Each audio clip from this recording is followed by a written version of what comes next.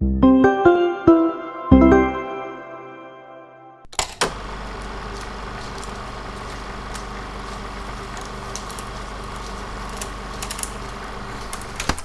kemudian bicara Omnibus Law.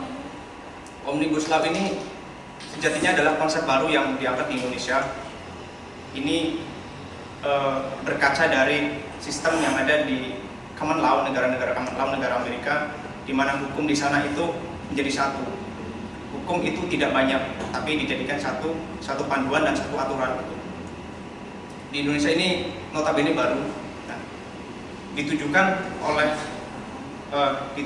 pemerintah Jokowi itu tujuannya untuk bisa memangkas dan bisa merampingkan perundang-undangan yang ada di Indonesia.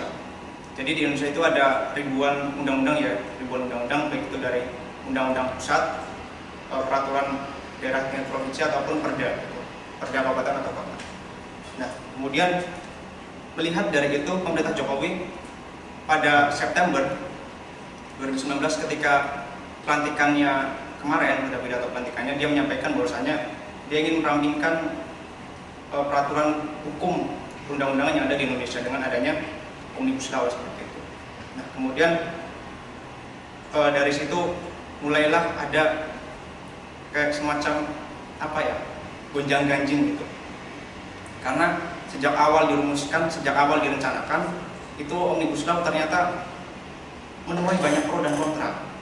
Apa sih itu? Nah, itulah yang nanti kita akan bahas dari kajian legal substance dan legal structure gitu.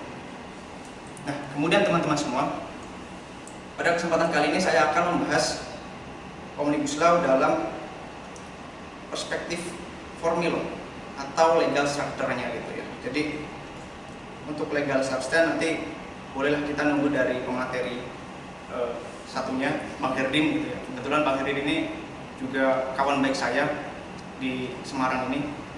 Saya juga termasuk perantauan gitu. Kemudian Omnibus Law itu adalah sebuah konsep undang-undang di mana itu tujuannya untuk merampingkan dan bisa menguruskan sistem tata hukum yang ada di suatu negara, terkhusus karena kita sebetulnya di Indonesia gitu ya. Namun ternyata dalam perumusannya Omnibus Law ini banyak sekali suatu hal yang kita nilai itu tidak etis gitu. Karena kita bicara formil ya, mulai dari perencanaan gitu ya. Jadi perencanaan dulu itu presiden itu merencanakan seharusnya ketika membuat Omnibus Law ini dengan merampingkan dan memasukkan 79 undang-undang yang ada di dalam Omnibus Law ini, karena Omnibus Law ini dia memangkas 79 undang-undang lain gitu ya. Jadi sebelum adanya perumusan suatu undang-undang harusnya ada yang namanya telaah, dan itu yang namanya naskah akademik gitu. Namun ternyata sampai dengan sekarang ini dan rancangan undang-undangnya pun sangat sulit didapatkan gitu. Jadi dulu di awal naskah akademik itu tidak ada dan sangat sulit untuk bisa didapat. Sedangkan dalam proses pembentukan peraturan perundang-undangan sejatinya harus ada yang namanya asas keterbukaan. Jadi seharusnya ketika hukum itu dibentuk atau membentuk suatu peraturan perundang-undangan harus ada yang namanya naskah akademik. Tujuannya naskah akademik ini adalah untuk bisa menelaah kebutuhan-kebutuhan yang ada di dalam masyarakat. Jadi ketika kita melihat sekarang ini pemerintah itu tidak menampilkan atau tidak menunjukkan naskah akademik, kita bisa berkesimpulan bahwa pemerintah dalam pembentukan Omnibus Law ini dalam sistem up to bottom. Artinya pemerintah yang berkeinginan untuk ini gitu, tidak berdasarkan kebutuhan dari masyarakat. Karena mengingat bahwasanya ketika adanya naskah akademik itu adalah dikaji gitu. Jadi masyarakat itu dia butuh apa, akhirnya diangkat dalam suatu peraturan perundang-undangan. Itulah yang dinamakan bottom to up. Jadi hukum itu harusnya bisa bottom to up, bisa mewadahi, dan hukum itu sesuai dengan keterbutuhan yang ada di masyarakat. tidak dari up to bottom. Karena mengingat ketika itu up to bottom, pemerintah akan bisa bersikap dan berbuat sewenang-wenang terhadap masyarakat gitu. Jadi masyarakat nggak butuh hukum, tapi pemerintah bikin gitu. Itu kita bisa berkesimpulan bahwa pemerintah ingin menciptakan sesuatu hal yang otoriter di luar dari masyarakat, kehendak masyarakat. Padahal sejatinya bahwasanya di dalam pembentukan peraturan perundang-undangan yang tersusun sistematis harus menjunjung tinggi kedaulatan rakyat gitu. Ini juga sudah diatur ya dalam undang-undang. Jadi kedaulatan tertinggi itu berada di tangan rakyat dan harus bisa menjamin hak-hak dari masyarakat itu. Jadi ketika pemerintah itu tidak membuat hukum, jadi pemerintah itu ketika membuat hukum dia tidak berdasarkan kebutuhan masyarakat, itu bisa mengancam hak pula dari masyarakat yang merasa tidak sesuai dengan kebutuhan yang ada gitu. Kemudian kita masuk ke hal yang lebih dalam. Saya sejak pertama membaca itu tertarik sekali dengan pasal 170. Pasal 170 Rancangan Undang-Undang Cipta Kerja. Jadi di dalam pasal 170 ini disebutkan bahwa pemerintah bisa merubah dan mengganti pemerintah bisa merubah dan mengganti undang-undang dengan peraturan pemerintah. Seperti itu. Kemudian dijelaskan dan diperkuat juga di ayat kedua dan ketiga bahwasanya hal yang bisa mengganti undang-undang itu adalah peraturan presiden atau pemerintah. Sedangkan posisinya ketika kita melihat pasal 7 Undang-Undang Nomor 12 Tahun 2011 tentang pembentukan peraturan perundang-undangan gitu, itu disebutkan dan dijelaskan amat jelas bahwasanya peraturan pemerintah itu secara hierarki dia berada di bawah dari undang-undang. Artinya undang-undang yang di bawah itu dia harus menyesuaikan yang di atas. Masa logikanya hierarki yang di bawah itu harus bisa menindas atau menggeser yang di atas? Itu nggak bisa secara logika, dan itu sudah diatur dan nggak bisa gitu. Tapi pemerintah memaksakan itu. Artinya di sini kita bisa menyimpulkan bahwa pemerintah ingin menciptakan suatu sistem yang otoriter. Gitu. Nah, kemudian agak konyolnya lagi, ada Menko Polhukam dia menyampaikan ketika diwawancarai bahwasanya pasal 170 ini salah ketik. Nah, ini menandakan bahwasanya ada penafsiran yang berbeda, ada argumen yang berbeda dari keinginan presiden dan juga argumen pendapat dari Menko Polhukam. Sedangkan hukum peraturan perundang-undangan itu harus jelas, tidak multitafsir. Dalam istilahnya itu lex serta. Jadi dia harus jelas, tidak multitafsir agar tidak menimbulkan suatu hal yang berbeda-beda, pandangan yang berbeda. Gitu. Jadi kita berkaca pada Undang-Undang Dasar 1945 gitu ya, yang membuat Soeharto itu bisa bertahan 32 tahun, itu adalah ini, karena tidak ada lex serta. Jadi adanya penafsiran yang berbeda sehingga membuat Soeharto itu bisa bertahan selama 32 tahun.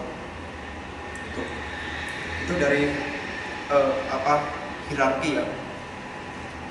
Nah, kemudian pasal 170 ini juga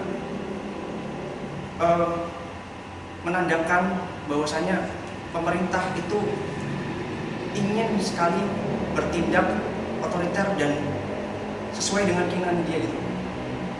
Pemerintah dengan alasan investasi gitu, dia melawan undang-undang yang sudah ada, konstitusi. Dan itu tidak etis, tidak boleh. Itu suatu perbuatan inkonstitusional untuk kawan-kawan semua. Kemudian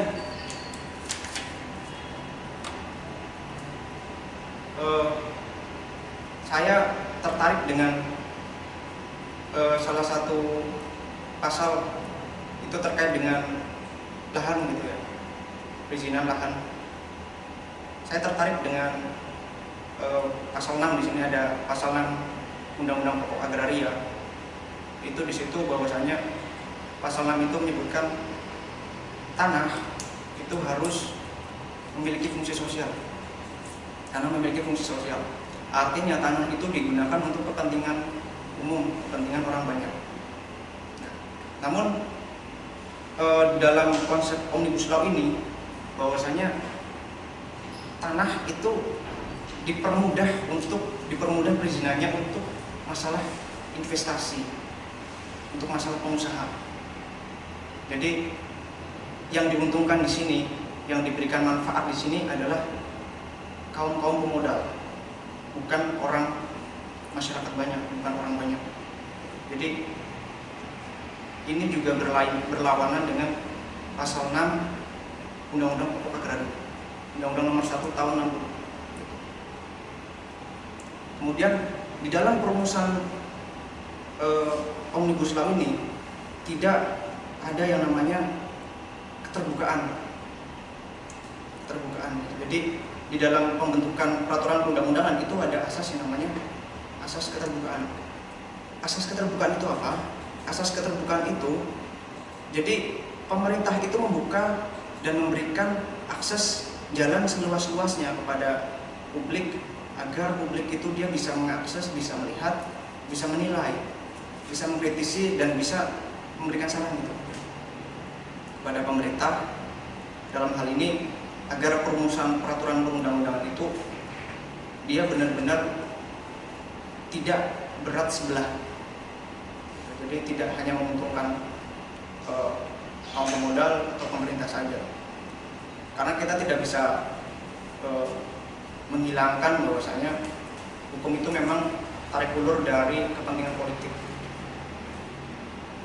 Jadi memang seyogianya di parlemen itu harus diisi oleh orang-orang biasa, mungkin ya, masyarakat biasa yang berkepentingan untuk memperjuangkan hak-hak masyarakat luas. Saya pernah memimpikan akan suatu partai mahasiswa gitu, dimana di situ kita memperjuangkan masyarakat luas. Beda halnya dengan partai-partai yang di luar sana ya, karena partai-partai di luar sana itu udah notabene mementingkan ya mereka sendiri itu. Tapi di sini yang memperjuangkan rakyat itu nggak ada. Itu. Nah, kemudian dalam pembuatan Omnibus Law ini juga tidak ada yang namanya partisipasi publik. Partisipasi publik itu apa?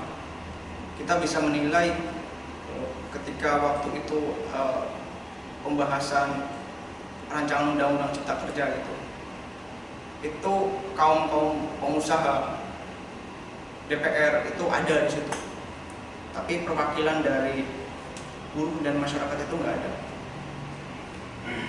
Kita bisa berkesimpulan apa dari ini? Bahwasanya ada suatu hal yang ingin diciptakan, ingin dibuat di luar dari kehendak masyarakat, kehendak kaum buruh, kaum pekerja. Nah, kebetulan di samping itu bahwasanya artinya ada suatu kepentingan, ada suatu keinginan agar mereka itu bisa berbuat lebih, agar urusan mereka, keinginan mereka itu bisa semaksimal mungkin dan tidak ada yang bisa menghalangi. Omnibus Law sejatinya konsep yang sangat bagus, di mana dia bisa memangkas dan merampingkan undang-undang. Saya pribadi tidak anti dengan Omnibus Law. Tapi saya anti dengan yang ada di dalam itu. Omnibus Law, oke, baik, bagus, dia bisa merampingkan peraturan perundang-undangan.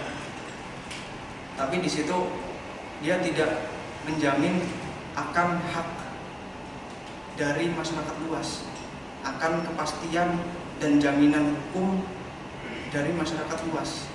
Terutama di sini saya berkaca pada teman-teman buruh gitu.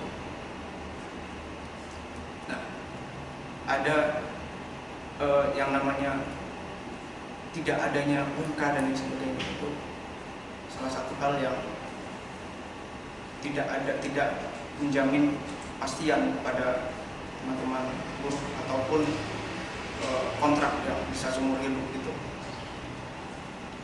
Nah, kemudian kita dalam menyikapi Omnibus Law ini seyogianya memandang apa isi yang ada di dalam Omnibus Law itu, tidak hanya memandang covernya saja. Omnibus Law itu covernya bagus, namanya bagus, Omnibus Law. Tapi untuk secara isi kita perlu kritisi bahwasanya Omnibus Law ini hanya mementingkan segelintir orang, tidak masyarakat umum, masyarakat banyak. Dia memberikan jalan karpet merah pada investor-investor, tapi tidak memberikan jaminan kepada para buruh, para pekerja. Dari apa yang tadi saya sampaikan di awal, bahwasanya di sini pemerintah telah bertindak abuse of power.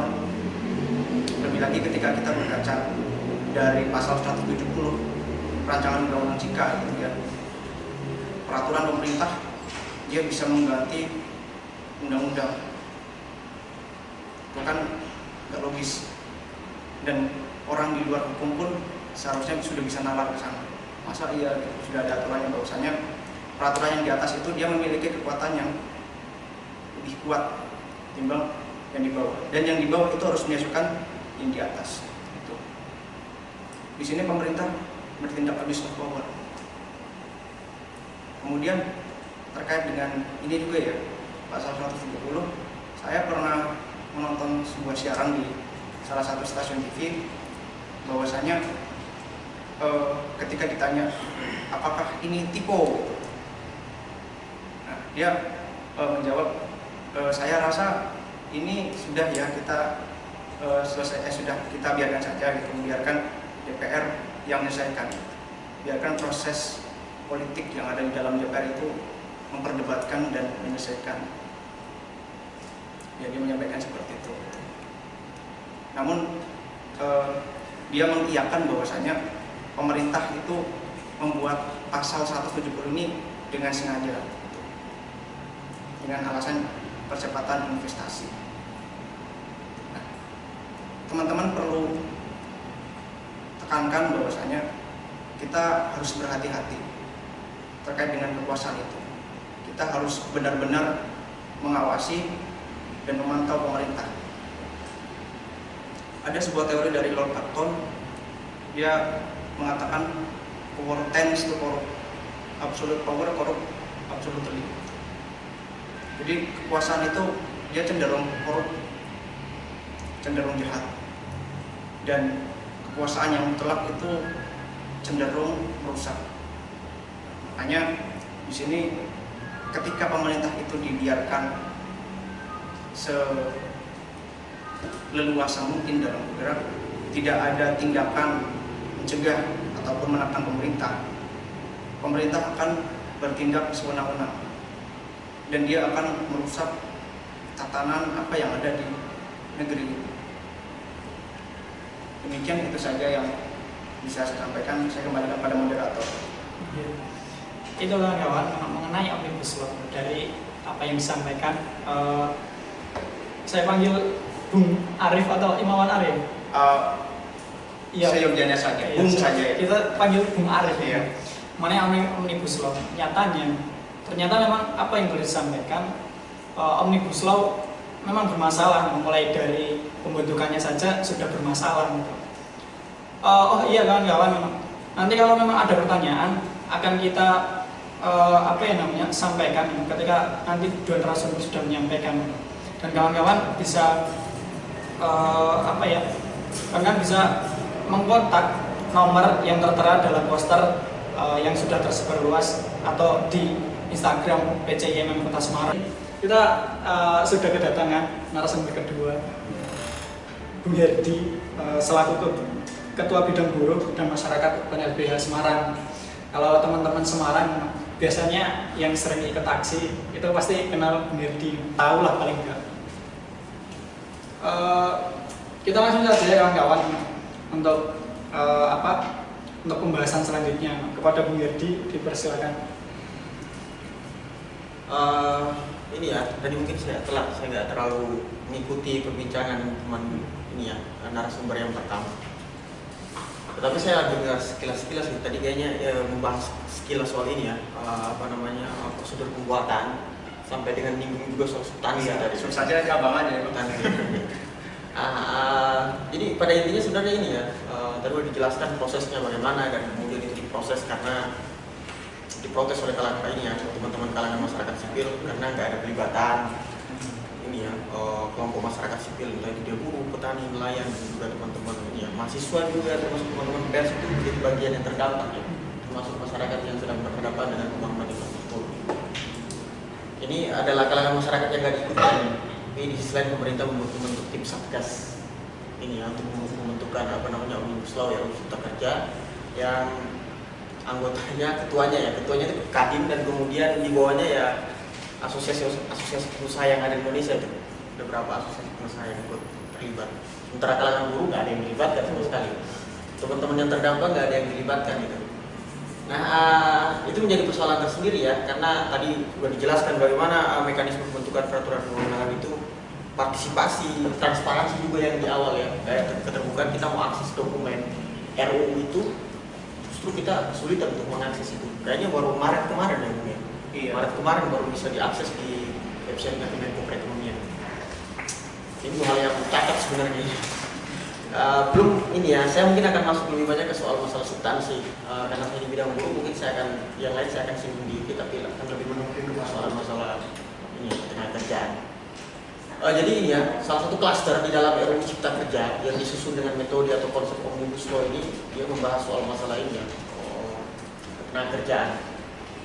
Nah, ada beberapa hal yang diprotes oleh teman-teman buruh ya, oleh teman-teman pekerja, kaitannya dengan RUU Cipta Kerja, yang kemudian mengatur aturan main bagaimana orang-orang yang kemudian ada di dalam dunia kerja, mulai dari hubungan kerja, upah, dan juga soal masalah hak-hak, termasuk ini ya, perlindungan yang mereka dapatkan, diatur semua di dalam klaster ketenagakerjaan dari Cipta Kerja ini. Kita akan mulai dari ini, mungkin saya akan mulai dari persoalan masalah kaitannya dengan hubungan kerja ya. Hubungan kerja itu kalau di Undang-Undang Nomor 13 Tahun 2003 tentang ketenagakerjaan, ada yang dikenal yang namanya konsep kerja kontrak dan outsourcing. Ini dua hal yang berbeda nih. Kontrak ini antara perusahaan dan si buruh atau pekerjanya. Kalau outsourcing ini dia pakai jasa perusahaan penyedia jasa tenaga kerja, artinya pihak ketiga, nggak langsung antara perusahaan dengan pekerja, tapi antara perusahaan dengan perusahaan. Dan kemudian salah satu perusahaan yang disebut dengan perusahaan penyedia jasa tenaga kerja tadi, dia merekrut karyawan tadi kerjakan di perusahaan yang satunya tadi. Nah, ada konsep itu di Undang-Undang Ketenagakerjaan, tetapi ada batasannya, batasan waktu dan jenis pekerjaan. Nah, kontrak itu dibatasi 2 tahun dan bisa diperpanjang 1 kali setelah itu. Nah, tapi kemudian kaitannya dengan RUU Cipta Kerja ya, di klaster ketenagakerjaan itu jebol semua tuh batasannya itu. Artinya nggak ada batasan sama sekali tuh. Batasan jenis pekerjaan pun nggak ada lagi. Kalau kontrak dan outsourcing ini kan ini seharusnya kalau kita lihat di Undang-Undang Ketenagakerjaan sekarang, dia nggak bisa dipraktekkan di bentuk-bentuk jenis pekerjaan inti, atau kalau teman-teman pekerja atau buruh itu mengenalnya dengan core industri.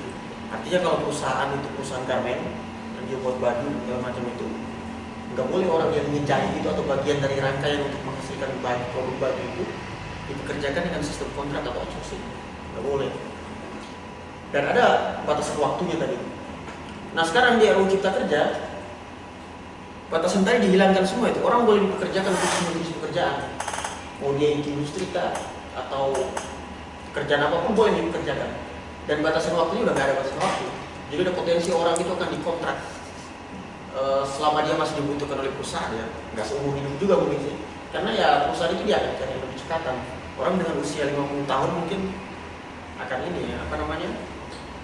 Akan potensial untuk diganti dengan mereka-mereka yang fresh graduate, lulusan SMA, SMK, termasuk teman-teman mahasiswa. Kalau dia nggak terima jadi CPNS, ya itu kan peluang untuk mengais ini ya, pundi-pundi rupiah meskipun sedikit daripada nggak ada pilihan gitu kan, nggak terima. Itu yang diambil. Nah, itu sangat mengancam bagi teman-teman kerja, apa namanya, teman-teman buruh, teman-teman pekerja. Kenapa? Karena selama ini ya, kalau teman-teman melihat refleksi sejarah ya, kita lihat kilas sejarah mulai dari lahirnya Undang-Undang Ketenagakerjaan sampai dengan tahun 2020, setiap tahun pada tanggal 1 Mei itu buruh selalu melakukan demonstrasi, dan poin soal masalah menolak konsep kerja kontrak dan outsourcing itu selalu dimasukkan untuk ditolak. Kenapa ditolak? Karena itu menimbulkan adanya ketidakpastian kerja. Artinya orang nggak ada jaminan kalau kontrak dan outsourcingnya selesai, batas waktunya itu ya, kalau di Undang-Undang Ketenagakerjaan tadi, dia akan diterima kembali. Nah kalau nggak ada kepastian kerja, artinya orang itu akan was-was terus tuh. Nanti kita akan bicara dampaknya yang lain apa. Nah sekarang kalau udah nggak ada batasan waktu, artinya orang bisa dikontrak terus. Nggak ada itu istilah apa namanya, orang mau pakai konsep lagi PKWTT ya, ataupun apa namanya, perjanjian kerja waktu tertentu, waktu tidak tertentu itu kan. Artinya kerja tetap gitu. Orang itu ada konsekuensi soal masalah haknya tuh. Pertama hubungan kerja tadi ya, kontrak dan outsourcing yang apa namanya, yang nggak ada batasan waktu dan batasan jenis pekerjaan di RUU Cipta Kerja sekarang itu ditolak itu. Kalau naskah akademiknya tadi disinggung ya, naskah akademiknya saya dengar terakhir tadi ada pembuatan naskah akademik. Kenapa? Untuk kemudian menggambarkan situasi di lapangan sebenarnya seperti apa, agar kemudian aturan yang dibuat setelahnya benar-benar mencerminkan apa yang menjadi keinginan masyarakat. Nah ini kan di demo setiap tahun, tapi kok tiba-tiba muncul jadi salah satu poin yang diatur di situ, dihilangkan soal masalah batasan waktu dan batasan jenis pekerjaan yang boleh dikontrak dan diabsorpsikan. Jadi kita nggak tahu tuh naskah akademiknya waktu dibuat dia ngambil datanya dari siapa tuh. Kalau ada wawancara, dia wawancara siapa saya nggak tahu. Mungkin pihak yang diuntungkan dengan itu, karena buktinya setiap tahun ada demo dan nolak itu. Nah itu yang pertama. Kemudian yang kedua soal masalah upah. Upah kalau sekarang kita kenal ya, di Undang-Undang Ketenagakerjaan itu ada yang namanya upah minimum kabupaten kota. Upah minimum kabupaten kota ini ditetapkan oleh gubernur. Biasanya mendekati akhir tahun. Nah, upah minimum kabupaten kota dia itu akan apa yang akan berbeda setiap daerah kabupaten kota. Di Jawa Tengah aja 35 atau 36 kita kabupaten kota itu akan beda-beda. Semarang tentu akan Semarang ya yang paling tertinggi ada 700-an kayaknya. Akan beda dengan Banjarnegara yang masih 1 jutaan atau dengan daerah yang lain, daerah Seloraya.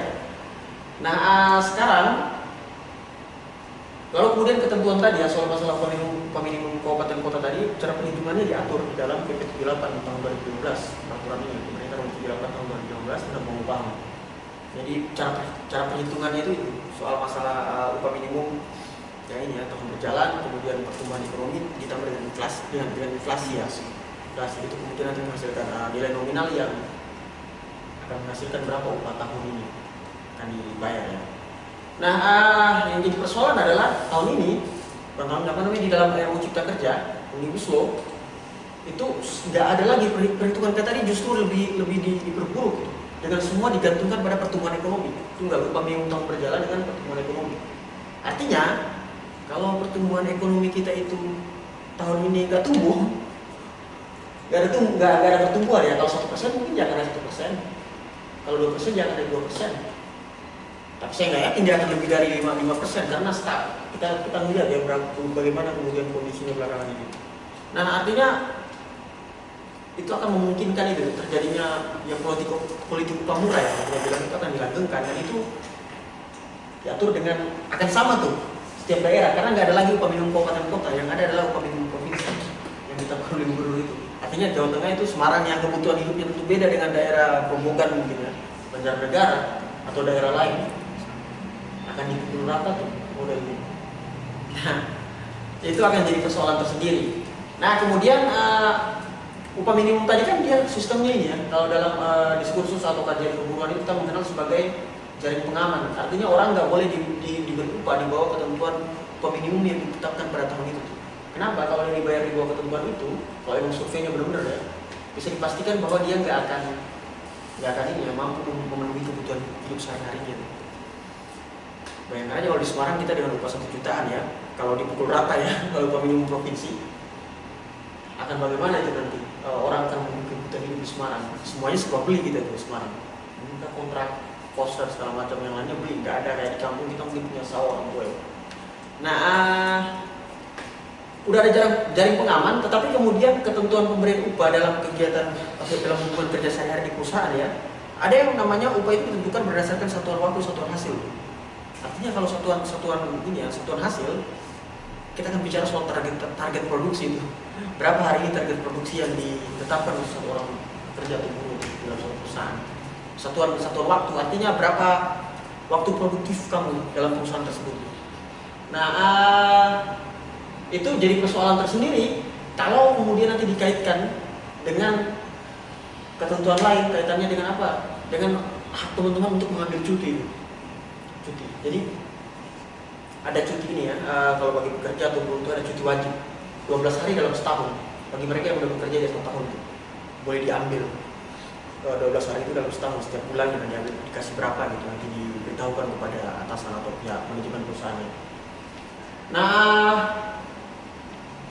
cuti 12 bulan, kemudian cuti bagi teman-teman pekerja perempuan ya, ada cuti menstruasi, mereka nggak masuk kerja pada hari pertama dan hari kedua ya, kalau dia mengalami menstruasi atau haid. Kemudian cuti mau melahirkan gitu, 1,5 bulan sebelum melahirkan, bagi mereka yang hamil ya. Kemudian 1,5 bulan pasca melahirkan, cuti pasca melahirkan. Cuti bagi mereka yang haid, cuti bagi mereka yang membaptiskan, yang menyunatkan anaknya, cuti bagi mereka yang ini ya, yang nikah, bagi mereka yang ada yang meninggal, kedukaan di dalam rumah, yang ini ya, bagi pekerja yang ada keluarga yang meninggal dan tinggal dalam satu rumah, termasuk soal masalah mereka yang ini sakit segala macam. Kalau dulu di Undang-Undang Ketenagakerjaan waktu mereka ngambil cuti tadi, termasuk teman-teman perempuan tadi ya, dia masih ada hak untuk dibayar upahnya meskipun dia cuti pada hari itu, nggak ada potongan upah. Nah sekarang di Undang-Undang RUU Cipta Kerja ya, yang sudah konsep Omnibus Law ini, hilangkan ketentuan soal masalah kewajiban pembayaran upah bagi mereka yang ngambil tadi itu. Itu yang jadi pertanyaan. Artinya ya kalau orang udah ada standar upah minimum, tetapi kemudian teman-teman perempuan ya ngambil cuti menstruasi 1 hari di hari pertama dan hari kedua, ya artinya akan ada potongan upah tuh. Atau mereka sakit, atau dia menghitankan membaptiskan anaknya, menikah dan segala macam, akan ada potongan upah. Meskipun ada standar, tapi dia akan berkelit dengan pakai cara bahwa ya dia nggak hadir kok, satuan ini ya, targetnya dan juga ini ya, satuan hasil dan satuan waktunya nggak terpenuhi pada hari itu. Jadi ya upahnya segini itu. Nah, itu kaitannya dengan tadi ya. Kemudian yang selanjutnya adalah kaitannya dengan soal masalah perpanjangan waktu lembur. Lembur yang harusnya 3 jam ya, sekarang maksimal itu diperpanjang menjadi 4 jam. Artinya sekitar 4 jam itu kalau dalam ini ya, 6 hari kerja, 5 hari kerja, ada sekitar berapa jam itu kalau dikalikan ya 1 hari, 8 jam. Itu artinya ini ya, mengancam teman-teman pekerja. Kenapa? Tambahan lembur itu kan dia akan dapat ini kan, uang tambahan yang dihitung ya karena dia mengambil lembur. Tapi jangan lupa bahwa dalam praktek di perusahaan masih ada perusahaan-perusahaan yang membayar kelebihan jam waktu kerja yang harus dihitung lembur. Itu praktek itu ada. Nah kemudian yang kedua adalah lembur itu kan harus ada pilihan. Hari ini ada lembur, target produksi yang mungkin belum tercapai, dibukalah kemudian kemungkinan untuk lembur ditambah jam produksi tadi. Kalau udah disahkan RUU Cipta Kerja ini, jamnya menjadi 4 jam untuk sehari maksimal. Nah, harusnya kalau pekerja pada hari itu dia nggak mau ngambil, itu hak dia dan nggak boleh dipaksa. Tapi prakteknya sekarang ini, Orang lembur itu kalau kamu nggak ngambil lembur dan ada proses ini ya, target produksi nggak tercapai, kamu nggak mau ngambil lembur, itu akan berpengaruh terhadap masalah nanti kamu akan di PHK atau enggak tuh. Akan ada pengaruhnya dengan itu. Karena mungkin kamu dianggap membandel. Intimidasi itu didapat oleh teman-teman pekerja kalau kita interaksi dengan teman-teman pekerja ya. Meskipun ini ya, data-data itu nggak muncul juga tuh di Dinas Tenaga Kerja Provinsi. Nah, kemudian yang selanjutnya adalah kaitannya dengan soal masalah pemutusan hubungan kerja ya. Kan ada syarat-syarat unsur kalau sekarang ya, Undang-Undang Ketenagakerjaan itu orang mangkir 5 hari tanpa keterangan secara tertulis ya. Kenapa dia kemana dan dia setelah itu harus dipanggil SP1, SP2, SP3 lalu kemudian ada pemutusan hubungan kerja. Nah sekarang pemutusan hubungan kerja tadi itu yang diatur di Undang-Undang Ketenagakerjaan, dia karena melakukan apa? Ditambah sekarang itu dengan 2 hal ya. Pertama ada penggabungan perusahaan dan peleburan itu ya, berjorisasi itu. Kemudian ada persoalan masalah pelanggaran peraturan perusahaan. Nah, pelanggaran peraturan perusahaan ini sangat berbahaya. Kenapa? Karena banyak sekali peraturan perusahaan yang dibuat oleh perusahaan-perusahaan yang belum ada serikat pekerja, serikat buruhnya, belum ada perjanjian kerja bersama itu. Peraturan perusahaannya justru bertentangan dengan ketentuan Undang-Undang Ketenagakerjaan.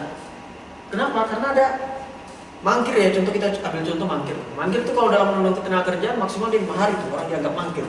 Nah, di dalam peraturan perusahaan itu bikin ketentuan sendiri tuh. Mangkirnya 3 hari dianggap mangkir. Dari mana dia ambil ketentuan tadi itu? Soal masalah cuti haid ya, dan menstruasi bagi teman-teman pekerja. Harusnya dia cukup memberitahukan bahwa hari ini saya haid tuh pada atasannya tahu tuh. Tapi di dalam peraturan perusahaan dirigidkan lagi. Apa modelnya? Disuruh untuk membawa keterangan dokter. Ya bayangkan kalau orang kemudian hari itu ya, orang saya nggak pernah haid tentu, tapi teman-teman teman-teman perempuan ya, teman-teman pekerja perempuan, ibu-ibu kita kalau saya diskusi dengan mereka, dia sampaikan bahwa haid di hari pertama, hari kedua itu sakit dan ngilu, merasa ngilu itu luar biasa katanya. Jangan kita mau kemana-mana ya, kita begitu aja rasanya nggak nyaman. Apalagi kita harus ke dokter, kemudian nanti kita nganter lagi tadi surat keterangan dokter tadi itu. Nah itu jadi persoalan sendiri itu peraturan perusahaan tadi itu. Nah kalau kemudian termasuk ya orang yang terlambat ya, kan di perusahaan tadi yang pakai fingerprint tuh. Dia dalam praktek ya, dia terlambat nggak fingerprint. Di dalam peraturan perusahaan salah satu perusahaan yang ditangani sekarang sengketa ini ya, hubungan kerjanya masih jalan sebenarnya. Harusnya kalau kemudian dia datang terlambat dan nggak fingerprint, harusnya dia nggak boleh masuk tuh, nggak boleh kerja. Tapi dalam prakteknya dia dibolehkan masuk nggak fingerprint. Nah pada suatu saat terjadi permasalahan, lalu kemudian absensi fingerprintnya tadi dicari-cari itu kesalahannya, dimasukkan dalam SP karena itu tadi mulai nakal tuh bandel, membanggang perintah atasan dia. Dimasukkan dalam SP bahwa yang bersangkutan ini pernah tidak melakukan fingerprint. Tapi faktanya pada hari itu dia kerja dan upahnya nggak ada pemotongan. Jadi itu kesalahan-kesalahan yang dicari oleh perusahaan, dan soal fingerprint itu kan sebenarnya bukan waktu kerja. Dan itu mereka datang sebenarnya di luar hitungan 8 jam kerja maksimal dalam 1 hari. Tapi praktek itu tetap jalan di lapangan dan itu mengancam teman-teman pekerja, menyulitkan. Nah lalu kemudian apa yang lain? Yang lain itu adalah kaitannya dengan soal masalah uang kompensasi PHK ya. Ini yang jadi polemik, ada pesangon, penghargaan masa kerja, dan juga uang penggantian hak. Pesangon itu dia nggak berubah tuh, ini ketentuan besarannya ya. Uang penggantian hak yang harusnya dia maksimal 10 bulan upah ya, maksimal diberikan ke mereka dengan jumlah waktu kerja tertentu itu. Sekarang maksimal tinggal kalau saya nggak salah 8 bulan upah maksimalnya. Ada 2 bulan potongan yang hilang. Kemudian yang terakhir uang penggantian hak. Uang penggantian hak ini kalau untuk mereka yang konsep kerjanya kerja kontrak dan outsourcing, dia nggak akan dapat pesangon dan uang penghargaan masa kerja. Yang akan dapat uang pesangon dan penghargaan masa kerja itu adalah mereka yang hubungan kerjanya atau statusnya itu pekerja tetap, atau kita kenal dengan ini ya, PKWT, perjanjian kerja waktu tidak tertentu ya.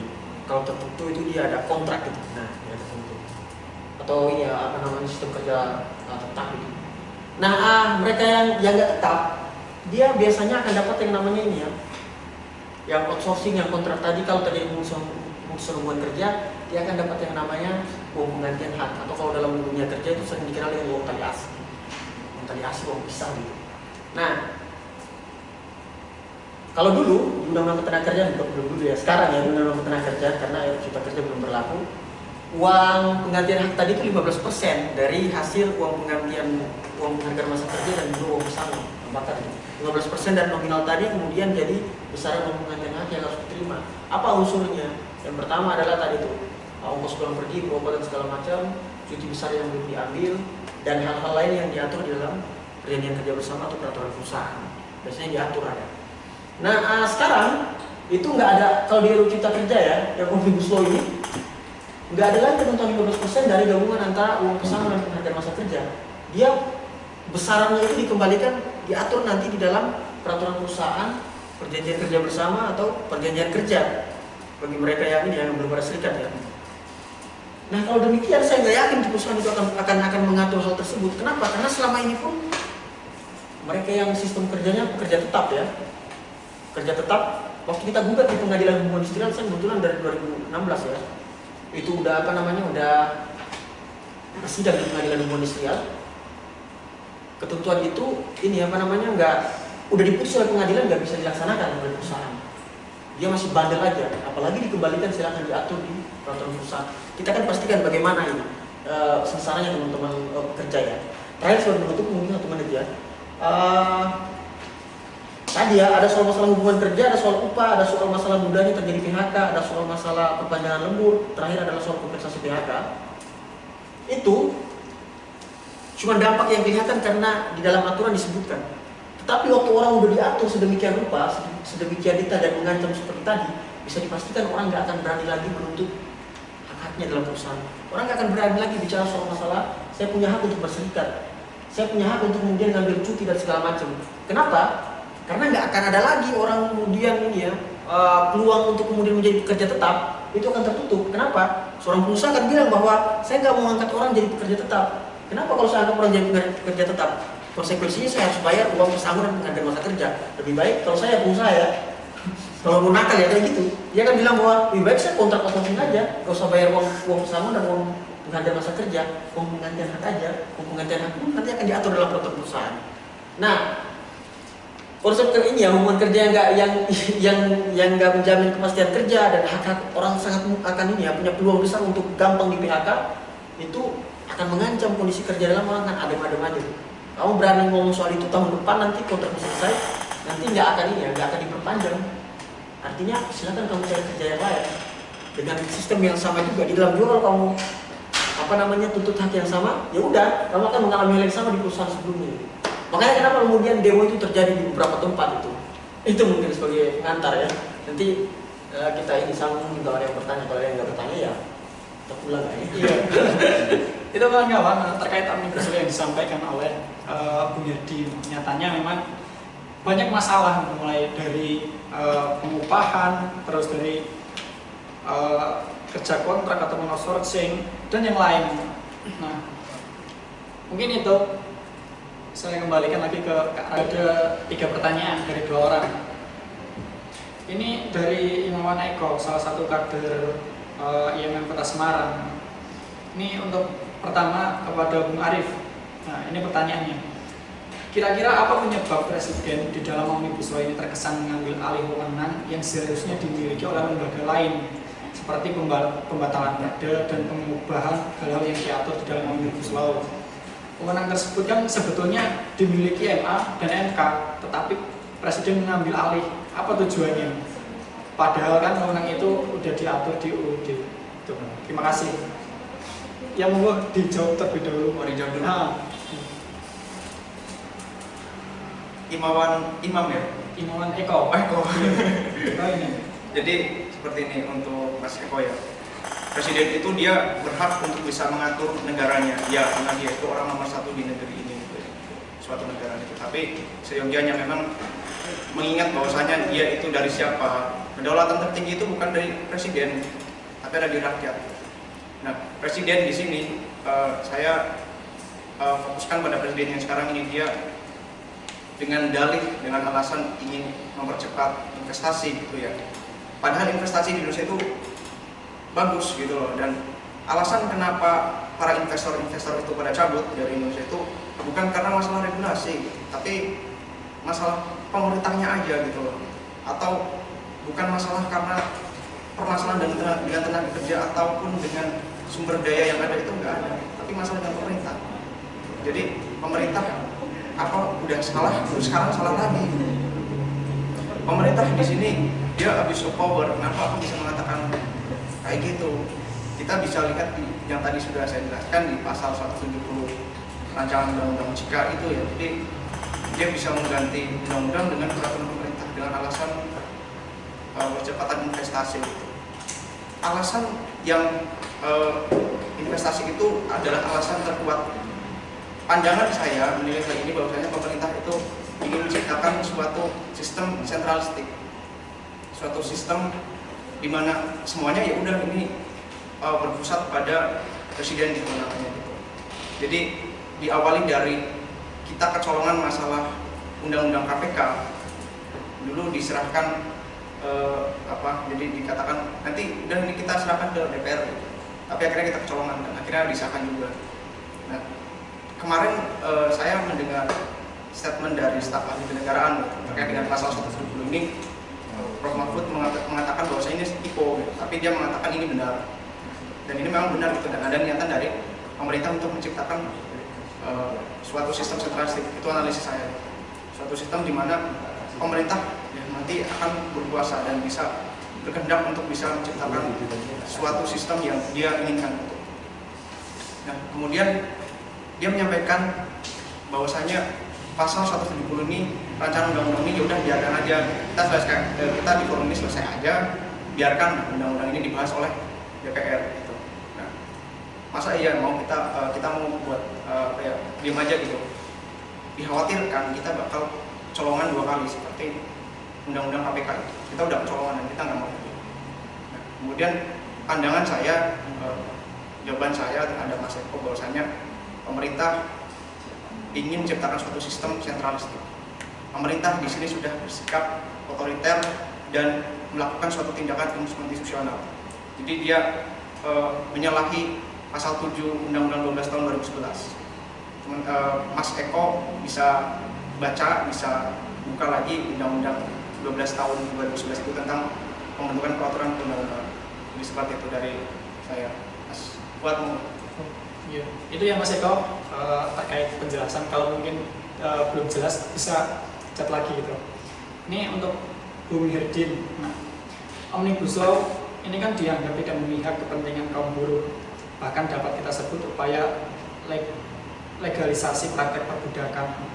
Tapi kalau kita lihat UU Ketenagakerjaan Undang-Undang Nomor 23 Tahun 2009 juga sebenarnya belum bisa disebut mensejahterakan buruh. Jadi kenapa banyak serikat buruh yang menolak secara keseluruhan Omnibus Law? Kenapa tidak meminta untuk ditinjau kembali dalam artian biar kepentingan buruh terwadahi sehingga UU Ketenagakerjaan yang belum mensejahterakan buruh dapat diganti dengan Omnibus Law yang lebih mensejahterakan buruh. Mohon pencerahannya. Menarik pertanyaannya ini. Jadi soal masalah undang-undang tadi bukan undang-undang 2009 ya. Jadi undang-undang nomor 13 tahun 2003 tentang ketenagakerjaan itu. Prosesnya sebenarnya awalnya lahir juga itu ya. Dia waktu dibentuk dulu itu enggak ini juga. Pelibatan itu minim itu pada saat itu. Dan sebenarnya teman-teman serikat pekerja serikat buruh termasuk kita sendiri ya di Yayasan Lembaga Bantuan Hukum Indonesia, LBH Semarang ataupun teman-teman di LBHI seluruh ada 16 kantor seluruh Indonesia itu. Kita nggak sepakat amat itu dengan nggak sepakat sebenarnya dengan Undang-Undang 13 karena banyak pasal-pasal juga yang melanggar ketentuan perlindungan pekerja dalam Undang-Undang 13 tadi. Tapi paling nggak di dalam Undang-Undang 13 tadi masih ada beberapa pasal yang bisa kita gunakan untuk perlindungan bagi teman-teman pekerja kalau kemudian dia mengalami suatu perselisihan hubungan industrial, entah itu dia perselisihan hak, perselisihan kepentingan, kemudian perselisihan hubungan kerja, itu kita masih bisa pakai pasal-pasal tadi itu. Soal masalah kontrak dan outsourcing masih ada batasan dan masih ada kemungkinan untuk mereka yang kemudian bekerja di core industri, kalau dia dipekerjakan oleh perusahaan dengan sistem yang demikian, bisa kita dorong untuk kemudian jadi pekerja tetap. Lewat apa? Lewat mekanisme pengawasan di Disnaker Provinsi pakai Peraturan Menteri Ketenagakerjaan Nomor 33 Tahun 2016 tentang pengawasan. Bisa, mereka nanti akan mengeluarkan penetapan dan kemudian didorong. Kita masih bisa melakukan upaya itu. Nah kalau sekarang ya kondisinya kayak tadi tuh, saya cerita soal masalah hubungan kerjanya aja udah pakai outsourcing kontrak yang nggak ada batasan lagi jenis pekerjaan dan batasan waktu pekerjaannya. Kemudian upah udah pakai ketentuan upah minimum provinsi, dibayar pakai satuan hasil dan juga ini ya satuan waktu itu. Ada potensi ini ya pemudahan dalam pengusaha kerja karena peraturan perusahaan dan penggabungan perusahaan itu dijadikan ini alasan untuk menjadi pengusaha kerja. Ada soal masalah kompensasi PHK yang kemudian di bagian soal masalah penghargaan masa kerja dan juga penggantian nanti yang dirubah. Kalau uang penghargaan masa kerja dirubah besarannya. Kalau penggantian hak tadi itu dikembalikan pengaturan besarannya dan mekanismenya ke dalam peraturan perusahaan atau perjanjian kerja bersama, peraturan perusahaan, perjanjian kerja bersama dan perjanjian kerja. Nah, itu akan berpengaruh terhadap hak yang lain. Kalau orang menuntut, artinya ya udah nanti kamu kontrak outsourcing nanti ke depannya ya nggak akan diperpanjang kalau kamu bikin sulit perusahaan. Di PHK nanti kamu nggak dapat apa-apa. Kalau perusahaan kemudian nggak mau bayar uang penghargaan masa kerjamu ya dan uang pesangonmu karena kamu ya bukan pekerja tetap. Atau kalau kamu bukan pekerja tetap dan outsourcing, kamu harus dapat uang penghargaan hak. Ternyata dalam proses perusahaannya ke depan ya nggak diatur ternyata ini besaran dan mekanismenya. Nah, siapa yang akan ini? Yang akan rugi teman-teman buruh. Tapi kemudian akan kembali ke pertanyaan tadi, kenapa kemudian ditolak itu semua hal dalam Omnibus Law yang Cipta Kerja ini ya, yang awalnya cilaka, cipta lapangan kerja, tapi kemudian diplesetkan oleh teman-teman gerakan masyarakat sipil menjadi RUU Cilaka, tahu-tahu sekarang berubah namanya jadi RUU Cipta Kerja. Gak tahu kenapa, mungkin baper saya gak tahu kenapa bisa kayak gitu. Nah, kemudian sekarang ini ya, lalu kenapa ditolak semua? Karena dalam diskusi-diskusi dengan teman-teman sebenarnya, jadi kan Omnibus Law yang Cipta Kerja ini dia nggak cuma mengatur soal klaster ketenagakerjaan, ada soal masalah lingkungan, soal pertambangan, soal masalah tadi ya administrasi pemerintahan dan hal-hal yang lain, termasuk pers, pendidikan. Teman-teman mahasiswa juga ikut ini karena keran investasi itu dibuka untuk penyelenggaraan pendidikan. Jadi kedepannya kalau investasi ya penanaman modal itu dibuka di dalam penyelenggaraan pendidikan, artinya negara itu mulai dikit-dikit itu melepas tanggung jawab dia tuh untuk kemudian hak atas pendidikan kan hak warga negara tuh. Semua orang punya hak untuk itu tuh. Nah, kalau itu investasi sudah masuk, kita akan bicara soal masalah adanya kemungkinan komersialisasi pendidikan, baik mahalnya biaya kuliah yang hari ini ditolak oleh teman-teman mahasiswa, itu akan semakin marak prakteknya dalam kampus. Jadi ini harus jadi perhatian teman-teman mahasiswa. Teman-teman lingkungan juga demikian. Izin lingkungan juga AMDAL dirubah ulang mekanismenya.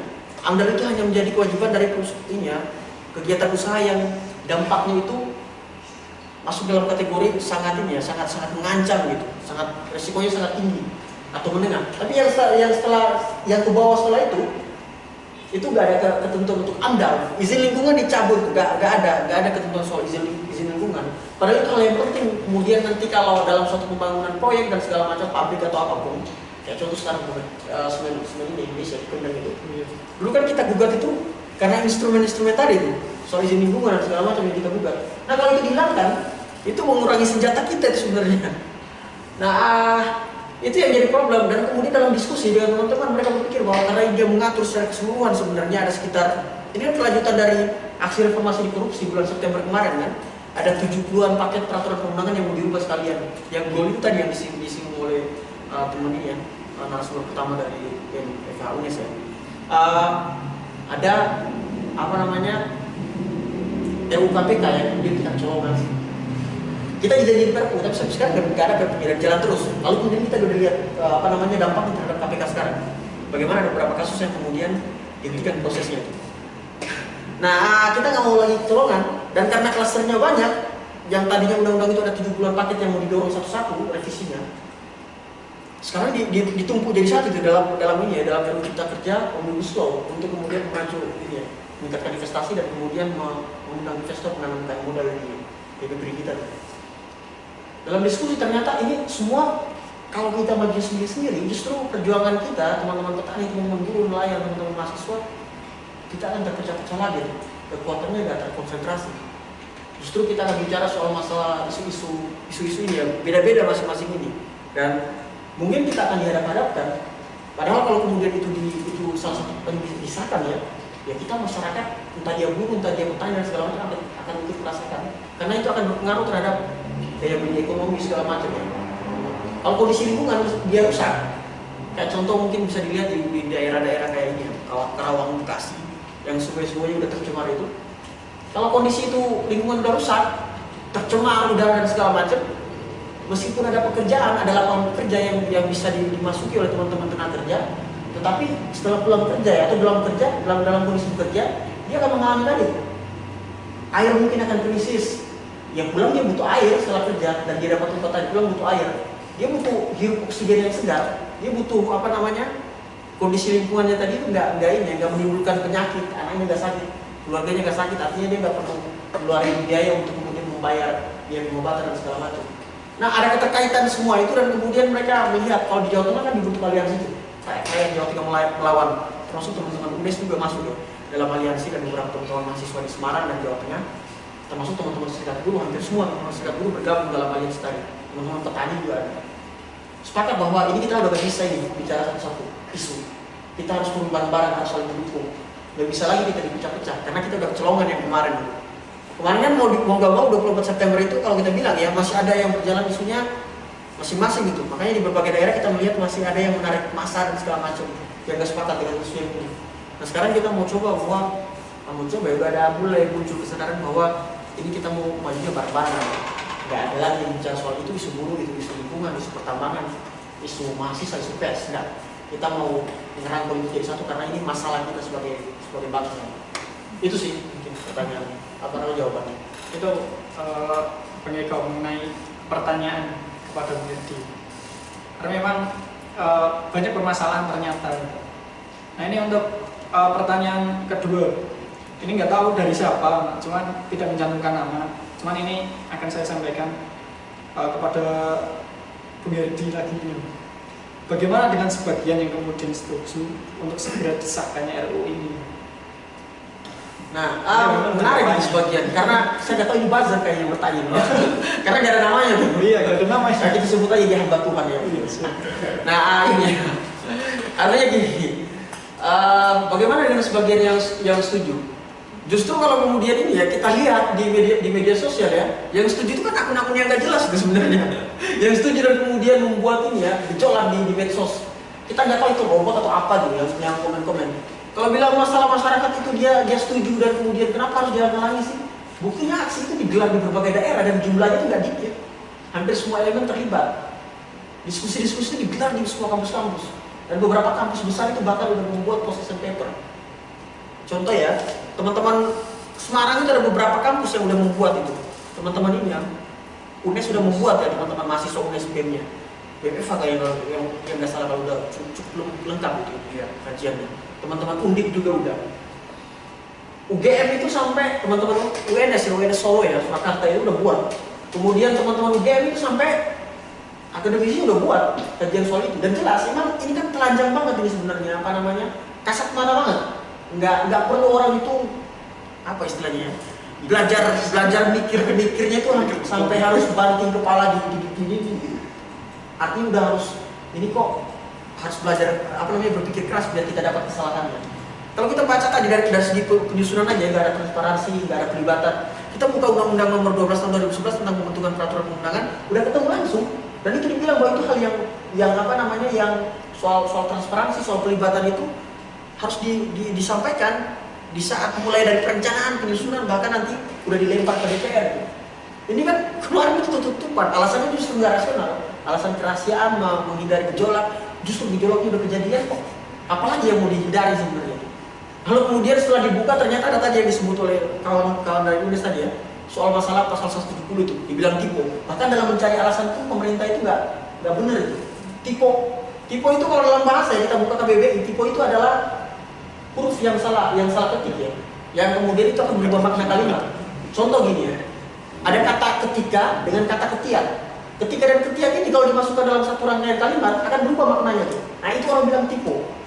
Tapi kalau kita baca pasal 170 tadi, itu kata-katanya sempurna, nggak ada yang salah, nggak ada yang tipe. Bahkan dan atau slash-nya itu ya yang ada dalam bahasa peraturan perundangan itu diketik dengan sempurna, nggak ada yang salah. Bahkan dalam mencari alasan pun itu kita mau kritik ya. Nggak tahu dia mungkin mencari alasan, ya udah cepet-cepet aja biar kita nggak ditanya lebih lanjut kan. Dia nggak lihat KBBI gimana sih KBBI maknanya terhadap salah ketik gitu, tipe itu. Itu jadi kritik kita. Kalau kemudian dibilang bahwa silakan nanti diperdebatkan DPR. Nah, undang-undang 12 tahun 2011 tadi bilang bahwa dalam proses perencanaan penyusunan harusnya dilibatkan. Naskah akademik itu emang dari mana? Harusnya dari hasil wawancara turun ke basis. ke masyarakat, ditanya sesuatu, itu nggak begini kan. Nah, lalu ditanya sebagian kelompok yang apa namanya yang mendorong itu untuk disahkan. Jangan-jangan sebagian kelompok itu adalah kelompok yang kemudian masuk dalam tim Satgas atau kelompok yang masuk dalam ini ya, dalam apa namanya, dalam asosiasi pengusaha. Dugaannya begitu ya, dugaannya. Atau kelompok yang kalau di medsos itu ya, kita suka lihat akun-akun yang nggak jelas. Kita mau bilang itu buzzer, nggak di-blok akunnya. Tapi kita nggak bilang itu buzzer, nggak jelas juga akunnya. Dan mereka sangat banyak tuh gitu. Bahkan mungkin ini ya, hampir mengimbangi teman-teman. Dan dalam beberapa hal akan kalah gitu di media sosial ya. Tapi faktanya tadi, fakta realnya ada aksi di mana-mana. Dan itu harusnya gitu. Meskipun bahkan sekarang waktu ada wabah corona ini ya, COVID-19, isu tadi kan belum ditarik sampai sekarang kan, draft RUU-nya. Dan di Semarang pun di berbagai daerah yang masih mentambahin bahwa ya pemerintah udah tarik aja, batalkan aja, fokus aja untuk menangani corona ini. Wabah yang bermana-mana di kita kayaknya seakan-akan nggak siap ini. Mendingan gak usah pikirkan dulu soal omnibus law. Gak usah lagi gerakan-gerakan tambahan, nyari-nyari hubungan atau apapun, gak usah. Fokus aja dulu dengan udah ada berapa korban yang terinfeksi dan segala macam. Itu sih mungkin. Ya itu ya, terkait pertanyaan yang tadi. Ini sih sudah tidak ada pertanyaan. Itu kawan-kawan diskusi malam hari ini mengenai omnibus law dalam perspektif legal substance and legal structure. Karena memang nyatanya mulai dari penerbitan di awal sampai dilemparnya ke DPR, ternyata banyak masalah. Makanya seringkali adanya demonstrasi penolakan terkait omnibus law ini. Bahkan yang kemarin juga ada aksi media bersama mengenai tolak omnibus law. Itu kan sangat gencar-gencarnya gitu. Nah, kita sudah di penghujung acara gitu, mengenai diskusi malam hari ini. Silakan kawan-kawan menyimpulkan sendiri.